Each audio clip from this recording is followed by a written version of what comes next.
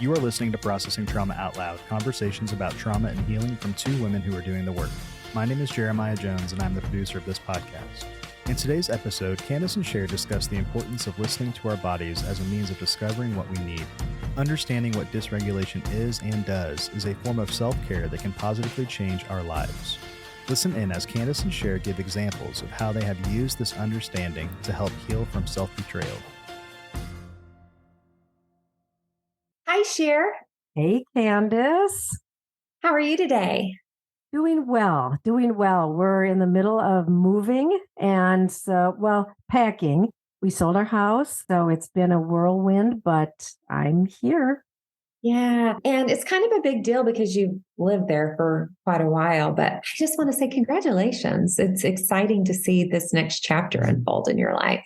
Yeah, it feels like an adventure. We're leaving where we've been for 27 years and don't really know what's next, except temporary housing is lined up. But beyond that, we don't know. So it feels like an adventure and it feels like space for desire. I've been thinking a lot about what both my husband and I grew up in small towns. You know, what would it look like to think about moving into a small town? So just thinking a lot about desire, and it's been really sweet.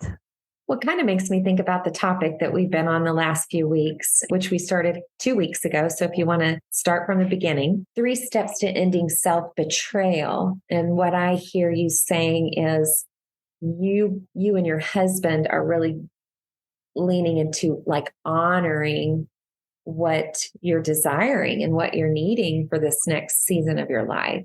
Yeah. Beautiful. Yeah, thanks. So last week we talked about the first step, which is naming the truth about our current situation, where we are bumping into suffering, pain, familiar patterns, like just being able to find a place of safety where we can be honest about that.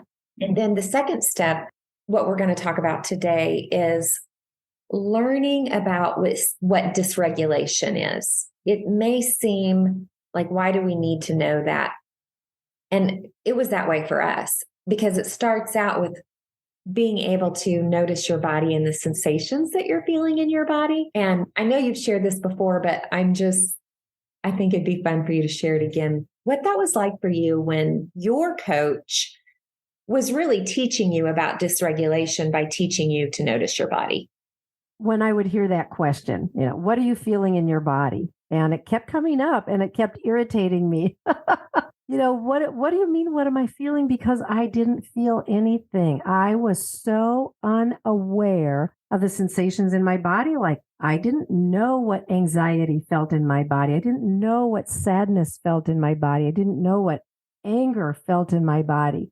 Now I know, but back then I didn't. And so it was really hard to process that question. And I would sit back in my chair and I would think, okay, feeling in my body. And then I would often just say nothing. I'm not feeling anything. But step by step, little by little, I started to notice, I feel heaviness. Is that a sensation in my body?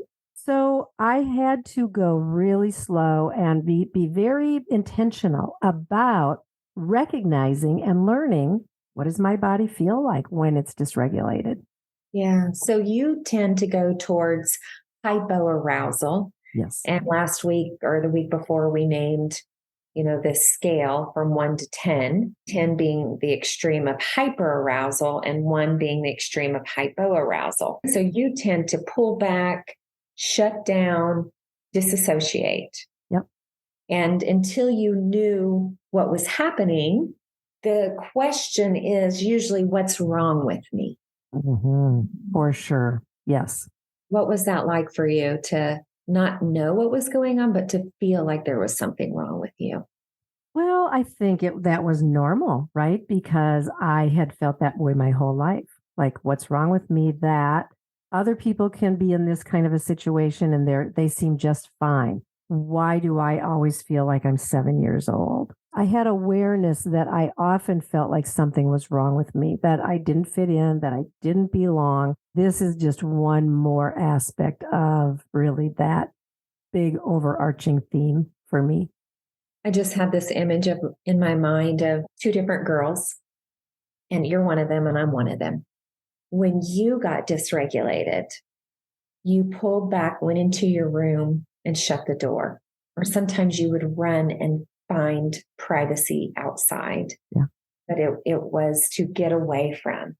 I flung the door wide open and ran out and tried to control the situation by sharing what I was thinking and feeling and needing, which I didn't really know. Both of those were dysregulation. They just looked differently. Yes, very because differently. my body got amped up, right? The anxiety, the panic, the fear caused me to move towards where it caused you to move back. And where I disappeared, you got larger. And so then you got the message that you were too much and had to deal with that, have had to deal with that message for so much of your life. Yeah. And I feel so much compassion for our listeners who, whether you are pulling back and feel like you don't matter and you're trying to disappear and you don't feel enough, or you are trying to get your voice heard, you are in panic and fear, and you're feeling too much, both of those places are extremely emotionally painful. Yes. Yeah. And really tied to our trauma responses of fight, flight, freeze, or fawn. We do kind of tend to replay that again and again. If you're a person who fights when you're in trauma, you're going to move forward. You're going to move toward the situation. There's going to be action. If you freeze, you get very small, you disappear, you shut down, and people don't even recognize that you have left the room, either actually or just emotionally. What that looked like for me as I learned that you can't just show up that way. It was transformed into good things, right? Getting a lot done, starting things, leading things. And from the outward looking in, it just looked like I was a very successful, productive person. Right. And yet I was still operating out of a trauma response. Yeah. I think this is very hard for people to consider. Very hard. Yeah. I think it's easier for people to see someone pulling back and depressed and disassociated and understand, because I think the message of being productive, being busy, being on the move is more susceptible. And so it's not as challenged. Well, and I think that this is where our giftedness comes out of our trauma. So you did become a person who was productive and you could produce amazing things. I became a person who was calm and cool and collected in every situation. I mean, I've had many people through my life say, if I am ever in an emergency, I want you there. And because I can, no matter what's going on around, I can stay pretty clear. Well, unless I'm the one dysregulated, then my prefrontal cortex goes offline. But if it's an emergency situation and I'm not the one being dysregulated, I can be very present and help facilitate what should be happening in that moment. Our giftedness really can come out of our trauma. These areas where there is pain is actually valued by people around us. We had to learn about not only what was happening in our body.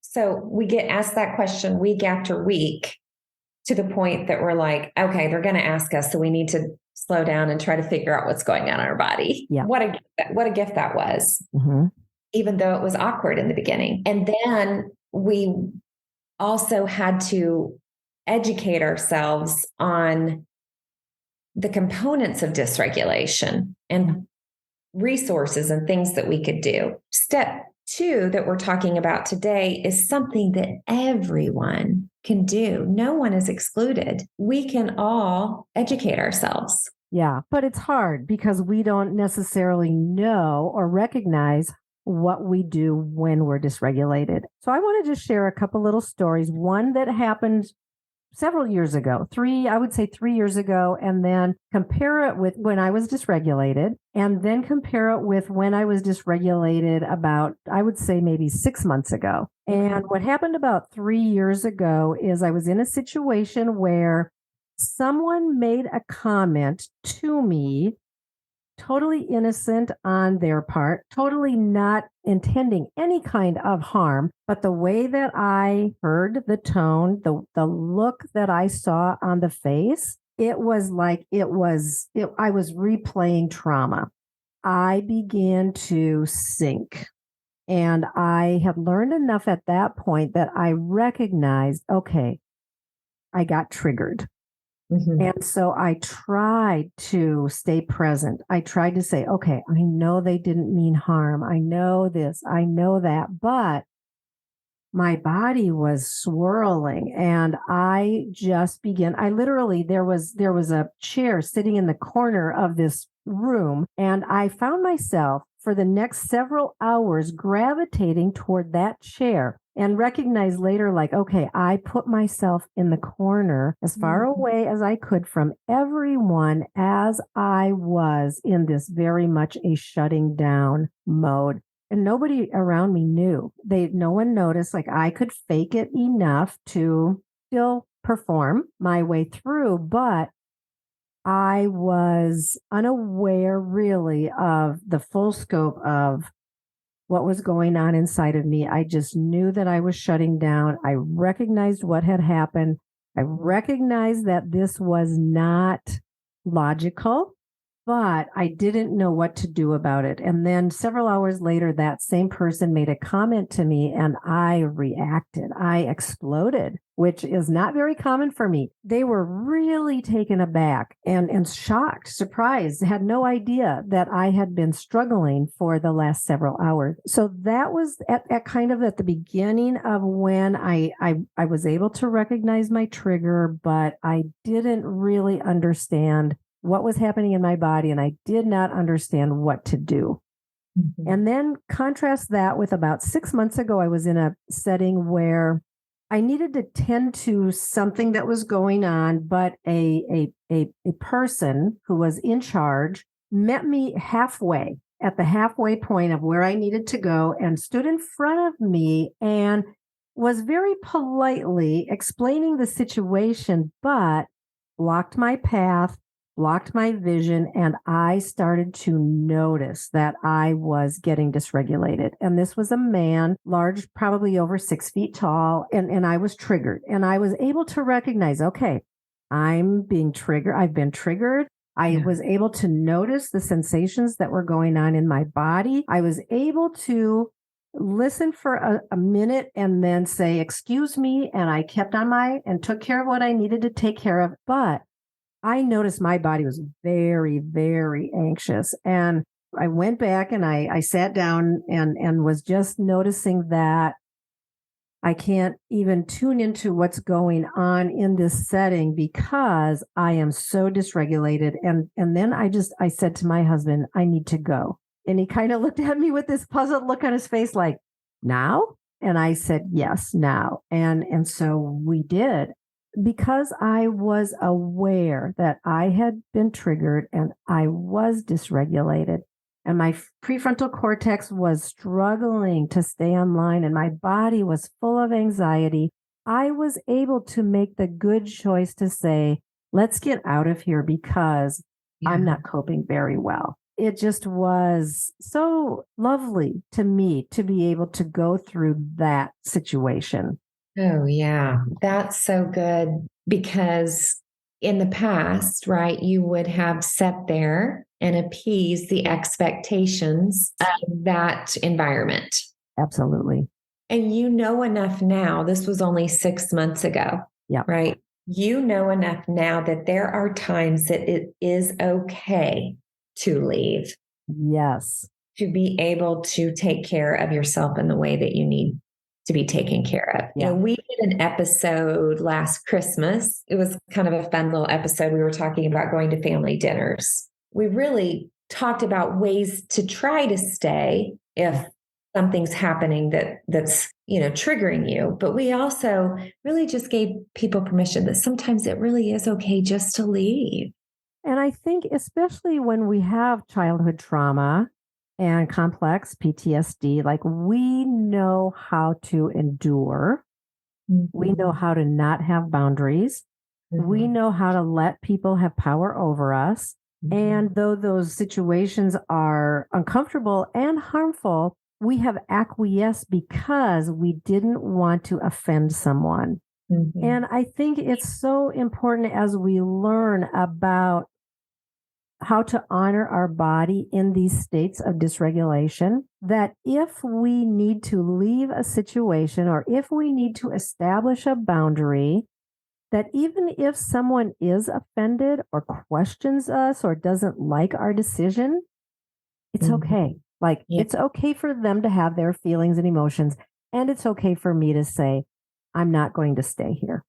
Yeah, it is okay. We're talking about learning about dysregulation, because as we learn by slowing down and noticing what's happening in our bodies, there's a space there that I was telling someone the other day. To me, it's like the catch it space.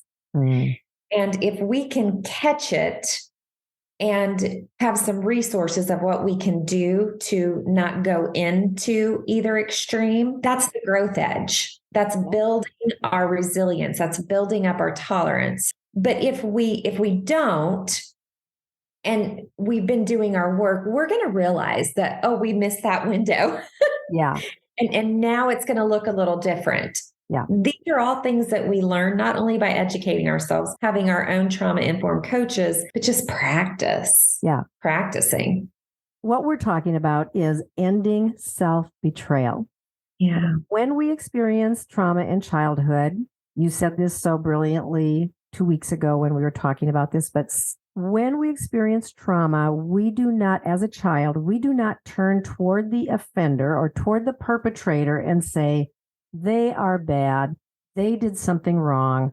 Instead, we turn against ourselves and we carry the shame and the blame and the secret and the harm. And then as we continue to live out of that, we develop all of these ways to cope and function that are really betraying our own soul and our own body and our own emotions and our own gifting. By getting educated and learning about what is dysregulation and what do I look like when I am dysregulated? What am I feeling in my body when I am dysregulated? This is so key to stopping these cycles of self-betrayal, which we all want to stop our cycles of self-betrayal. Yeah. I love that I can now say I've got a lot of memories in the last year, especially where not perfectly, but I'm building a new pattern. Like in this moment, historically, this is what self-betrayal looked like for me. And I'm choosing something different. I've heard someone describe it as it can almost feel selfish, but it's not selfish. It is what allows us to heal so that we can offer ourselves in good, healthy ways in relationships. Yeah. And because being healthy and being healed means that we're not always available in the same way to people who maybe were invested in our energy in ways that did not feel good to us. I want to say the God-given right to have autonomy, to be able to say, this does not feel good to me. And that can be a period at the end of that statement. This does not feel good to me. And then we can leave the situation or stop what's going on. If you're listening to this and you have questions or you have a story that you want to share, please reach out, CandaceSher@gmail.com. We genuinely care about you and care about you getting the help that you need. Yeah, for sure. And I'll just say, You and I, Candace, we share our stories a lot with each other and the stories that are taking place in the present day, and also as we process stories from our past. But it is a gift to have someone to just be able to do that with on a regular basis, to say, here's a situation that happened today, and I feel like I got a little dysregulated. Like, this is now our common vocabulary. And it's such a gift to be able to have that with each other. So we welcome that from our listeners and hope for everyone to grow in this area and then be able to have someone who they can process out loud with. I hope that too. It was so good to be with you. I'm actually in Idaho. If you watch on YouTube, you can see that my background's different, but I'm visiting my daughter. And so we're going to go to the beach today. Ah, wonderful. Well, have fun. Okay, I will. Good to be with you, friend. Love you. Love you too, Candace. Thank you for listening to Processing Trauma Out Loud. Make sure to check out the show notes for links to suggested resources and social media. Like, subscribe, and follow to keep up with our weekly content. And if you don't mind, take a moment to rate and review us. Your feedback is extremely valuable and contributes to the success of this podcast. One last thing, if you have found this podcast helpful in any way, or if you have questions on how to take the next steps on your healing journey, please reach out to us via email at KandaceSher@gmail.com. That's KandaceSher@gmail.com. Music was created by Caleb Paxton, and our sound engineer is Jeremiah Jones of Auditory LLC. We welcome you to join us for more conversations soon. Take care.